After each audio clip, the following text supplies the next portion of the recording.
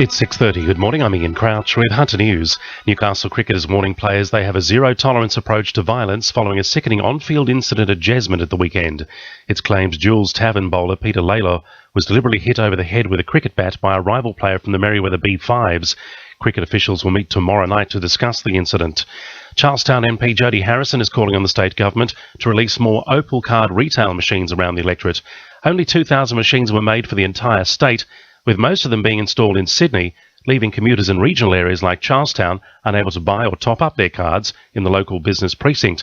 Jody Harrison says it's an additional burden on already stressed commuters. Charlestown, which is probably the retail centre of the Hunter, you can't get an Opal card nor can you top it up. Veterans who are entitled to free travel on public transport as a result of the Opal system are shut out of that because they can't get an Opal card and they can't use public transport without having an Opal card. The state government's plan to turn Newcastle's historic train station into a marketplace is attracting some criticism. Those behind the city's farmers' markets held at the Newcastle Showground have told the Herald the station building doesn't have enough parking for supply trucks. They believe instead of just selling produce, it should be set up like Paddy's markets in Sydney. Concerns have been raised by Greens Newcastle Ward 3 by-election candidate Nevenka Beram over Newcastle Council's proposal to privatise parks in the area. It's proposed 4 rundown parks in Ward 3 are to be sold, despite often being used by residents. Nevenka Beram says she'd like Council to consider how park privatisation will impact on the community. I'd like the councillors to reconsider and certainly consider the communities that need those spaces, and things like looking at perhaps developing those parks so that they are user-friendly. So, if the people aren't using them enough, if that's what the issue is, cut the grass and put a few things there to help the children, encourage them. Newcastle's Anzac Bridge Memorial Walk is starting to take shape. The first massive Y-shaped pylon which will support the bridge has been installed at the hill, while the first of 8 bridge spans are ready to be connected. The $3 million project remains on track to open next month. Newcastle Airport's 2014 Economic Impact Study has seen significant improvements in its financial contribution to the Hunter. The report has found its contributions have increased annually from $233.1 million in 2005 to $1.19 billion in 2014.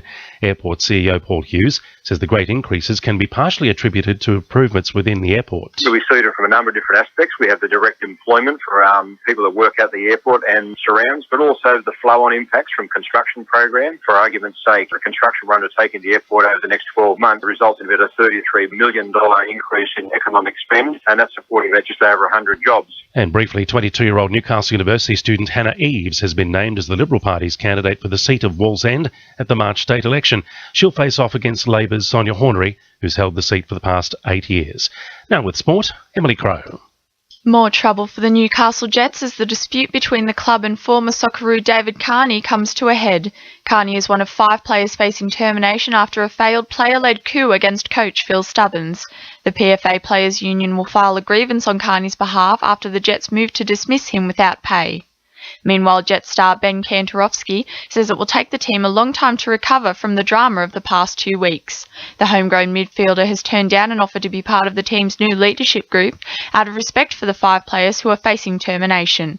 Kantorowski says it's important the team keeps looking to the future in order to take home a few wins. I think it's just, like I said before, we're all just back out there here to do a job. Everything that's going on around us is out of our control, and it's not much else we can do now but keep moving forward. And Charlestown golfer Aaron Townsend is hoping to rely less on his putter in future games after finishing 14th at the Victoria Open on Saturday. That's sport. I'm Emily Crow. 2 RFM News Time 26 to 7.